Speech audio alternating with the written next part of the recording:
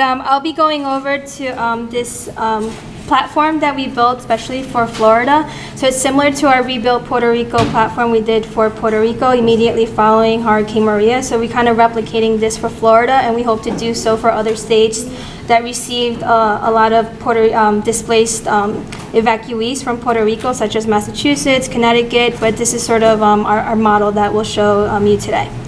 So this is the outline, so I'll quickly introduce the data hub. We'll go through 4 simulations in this for this platform, and then I'll be reviewing, for some of you that haven't seen our Rebuild Puerto Rico platform, I'll be going over 2 other simulations of how you could use this platform to ask any questions that you want, and hopefully I can convert you guys into geographers, but this is a very user-friendly tool, so it helps with policy decisions, or even if you want to know about an area or spatial perspective, this is a great way to sort of have an all-in-one data hub.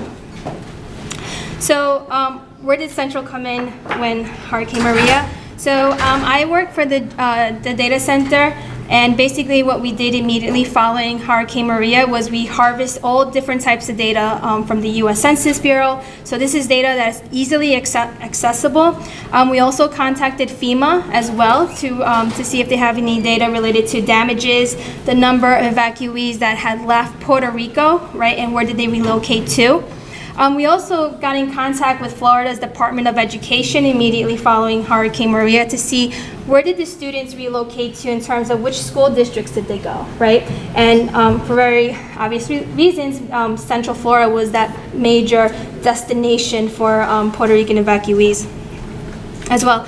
And if you look at the map at the bottom right here, this was one of our first maps that we created. So these are the displaced Puerto Rican students that left immediately Hurricane Maria, and again, Central Florida. This is an example. Like I said, what we did was we took all this data and sort of look at it from a spatial perspective, right? So instead of looking at things from the table, like have all these numbers, so how do you visualize this, right?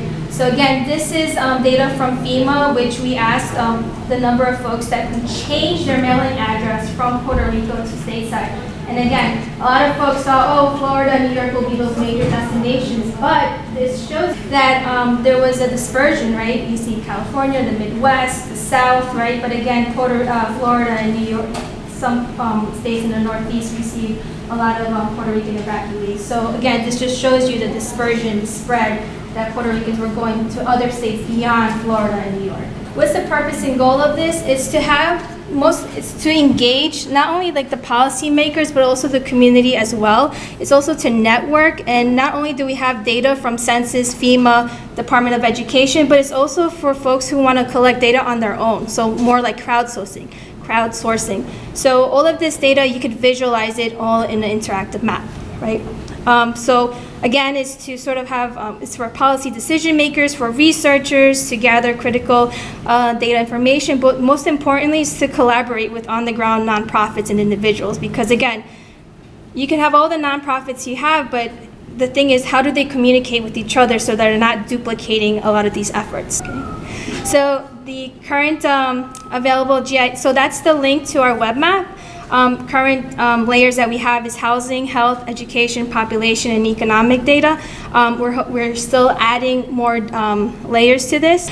This is just an example. So other than data that's available through US Census Bureau, you can actually collect data on your own, so through crowdsourcing. So you can create these surveys. So for example, if you want to go to a community within Central Florida and see how many families relocated, so basically what you can do is have this app and it connects to our interactive mapping, and you can actually see the data yourself. So if you want to look at that layer and educational attainment or housing, income, you can have all of that in one area.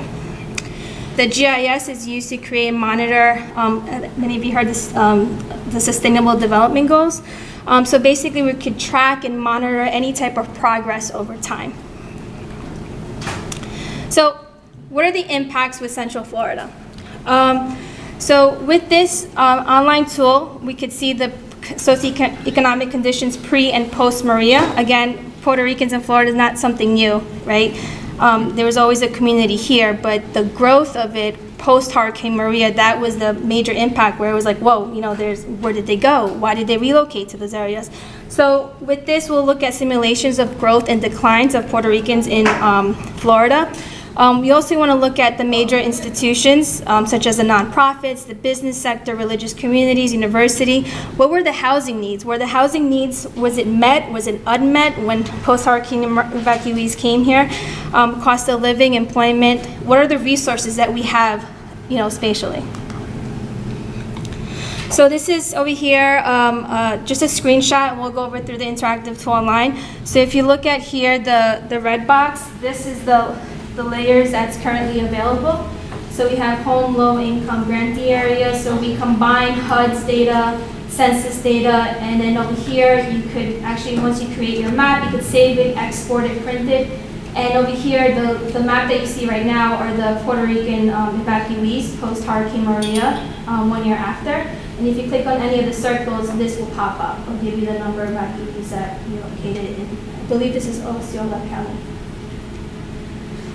So again, we don't have the answers, but it's for, if you guys have something like you guys want to put like a program together for disconnected youth, or where do we put these like English language programs here? Where do we gravitate to sort of, how can these programs work, right? So for example, with this equitable business and employment, right, perhaps you have a question related to the disconnected youth. Maybe you have a question about employment opportunities for both local and incoming populations, or you want to create some training and career development in your area, but where, right? Access to capital or small businesses. What about the population in your area, right? What are the in and out migration effects, right? And then lastly, adequate services and infrastructure. And I hear this a lot with the housing needs post-Hurricane Maria, where some of these housing needs were unmet. So let's go through simulation number 1. So this is looking at the Puerto Rican population pre-Hurricane Maria by the zip code level. This is in 2010, and if we go down to 2011, 2013, 2014, 15, 16, and 17. What do you see? Growth. Yeah, there was a growth. Mm-hmm. And if we go back here, right, in 2010, if you look at north right here, see there's little presence, if not, well, 0 to 700. But look at when we go to 2017. This works. How you see growing Puerto Rican communities, right? Especially in Central Florida, right? And actually Miami-Dade and Broward County as well. And look at Polk County too. Now, what about post-Hurricane Maria? So if we look, what we did, this data is available to you. So we mapped here post-Hurricane Maria using estimates from the Department of Education right here. So again, Orlando, we see Central Florida received majority of the post-Hurricane Maria evacuees, parts of Jacksonville right here, and south of Florida. So 1 year. And if we look at Central Florida alone right here, and we used here what we call PUMA data, right? So Osceola County, east side, there was approximately, if we look at the upper bound estimates, about 5,400 Puerto Rican evacuees that relocated in Osceola County, the south side, east side, sorry. So all of this is interactive. If you click on any of these, right, it will have that pop out information. Now, what about citizen voting age population? So everyone was talking about voting. Where do we gravitate? Where do we get our voters, right? So again, we use something similar to using census data. So where do you mobilize your Puerto Rican communities? Where do we have our outreach groups go to? Where do we go, right? So again, everything I'm trying to sort of have you guys think in a very spatial, geographic perspective, right? Where are our current elected leaders, both at the local, state, school boards, down to the macro to the micro, right? Where do we locate our Puerto Rican citizen voting age population. Where are they, right? And then what about the nonprofits? Where do we locate them as well? So this map right here, again, you could do it yourselves, right? So here is mapping the 2017 citizen voting age population in Puerto Rico, and we see a wealth of them are located in Central Florida. No surprise, right? And if we add another layer, your elected officials, right? If we overlay that, they're also located in these heavy Puerto Rican communities, right? And if you click on any of them, the information that you see that box that's out there, we have the 2017 citizen voting age population in Volusia County, Southwest Central Florida. There's about 13,639 CVAP Puerto Ricans there, right? And again, you can click on any of it and that information will pop out. Now if we add a little bit of a statistical analysis, right here. So if you really want to know your target areas, right? Here we have Central Florida, such as Orange County, Lake County, south side of Lake County, Sumner County, Hillsborough. So what you see here in this red box, these are your target areas, and these are statistically significant areas where your citizen voting age population is located. So if you want to have your outreach groups, those are the places to go. Now let's get into disconnected youth and family poverty. Where did they go? So over here is a map of the disconnected youth population in Florida, and then I overlaid that with the post-Hurricane Maria evacuees. But just looking at this visually, post-Hurricane Maria evacuees did relocate in areas with mid to high disconnected youth areas, which means that youth who are not in school and not at work. So again, you could overlay this however you want. Over here, if we just simply look at family poverty in Florida at the county level, don't even add Puerto Rican, just family poverty overall. We see here north of Florida, mid to high, Central Florida, right? Now, if we overlay that with the Puerto Rican evacuees, they're actually relocating to areas that showed mid to high poverty levels, located in areas that were mid to high poverty level family. Here. And then our last simulation for Florida is housing, right? So this is the median gross rent by county in Florida. So the greener it is, the darker green, that means it's more expensive, right? And what we see here, if you click on any of this, there will be a pop out here so this is Osceola County. So the median house value is $164,000 and rent is about $929, right? Home ownership is about 60%, right? So let's overlay that with Puerto Rican evacuees. Again, they're relocating in counties that had mid to high rental rates, right? So these are some of the exercises that you can do. And again, we have median household income, we have poverty levels, child poverty. So all of this, you could sort of overlay it yourself. Now, I'll show you what we did for Puerto Rico here very briefly. So this is our Puerto Rico, Rebuild Puerto Rico platform.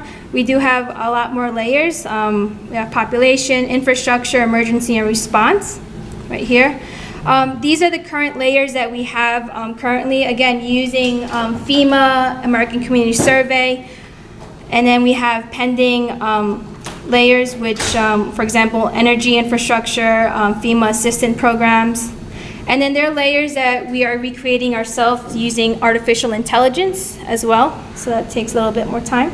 So now if we were to map the impact of Hurricane Maria, so here we have Hurricane Maria, right, coming in, and we create these buffers.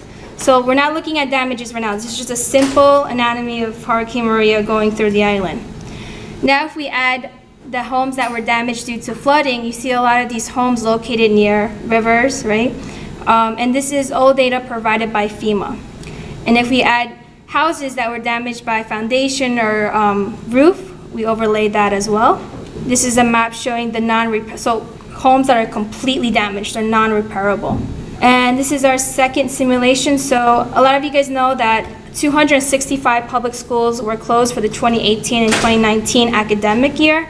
So what are the impacts, you might ask, right? So what layers would you need? You would need the location of these closed school buildings. You need the demographic data, right? Maybe some type of economic data, because if you're already stressing the community out by closing your school, then what is going to be the impact within your community, right?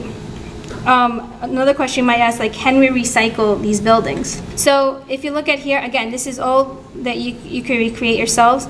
So if you see the red dots, those are the closed schools. And if we overlaid that with the poverty status, right? And if we add the layer of unemployment rate, it's even, more stressful, right? So if you're shutting down a school, not only are you impacting the students, but you also might be impacting employees who are living within some distance within these school buildings, right? So for example, that box right there, about 44.9% of the population in that neighborhood are unemployed. So this is our final map that we created for one of our research briefs that's going to come out in the next few weeks. And this is just simple mapping of the schools that are open and closed in Puerto Rico. And then we overlaid that with the population change between 2010 and 2017. So very quick findings. So we know that 265 schools were closed. 24% of those 265 schools were closed and only 855 remained open. And then we also saw with the maps that disproportionately, a majority of these schools were closed in the rural areas versus your urban areas. And this one is kind of impacted me the most because we don't really talk about disabilities, right? And this is something that I don't think was, discussed post-Hurricane Maria. But what if we were to map the population with disabilities? What is the distance between hospitals and clinics, right, nearby? So if another Hurricane Maria was to happen, or if there's an earthquake happening, right, can they get to those hospitals, right? If we look at here, the bottom part, right, the blue, the red area looks at the percentage of folks with disabilities, and we map the hospitals that are currently open and the clinics. So if you look at the central region of Puerto Rico right here, right, so this area shows about 26 to 41% of the population have some type of disability, right? But look at the presence of hospitals and clinics, right? There you see the spatial, right there, disparity happening right there. So these are some of the questions, or sort of to make you think in a spatial perspective. We could do the same for Florida, perhaps not necessarily with hospital and clinics, but this is sort of the thinking that we're hoping that this tool could sort of provide for you, for your organizations or your departments, or even something as simple as a project right here.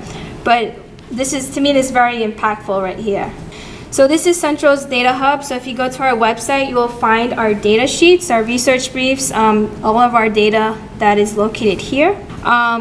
So if you go to that website right there, all of our products are located there. This article right here, our housing crisis, we're hoping to replicate this for part 2, looking at housing crisis today. And then next to it is our federal guide that our colleague Katia Cerevino produced. This one right here, we collaborate with the University of Connecticut, looking at post-Hurricane Maria evacuees in Connecticut. And then I believe this, the Puerto Rico 1 year after, is all the projects that we've produced post-Hurricane Maria. Thank you.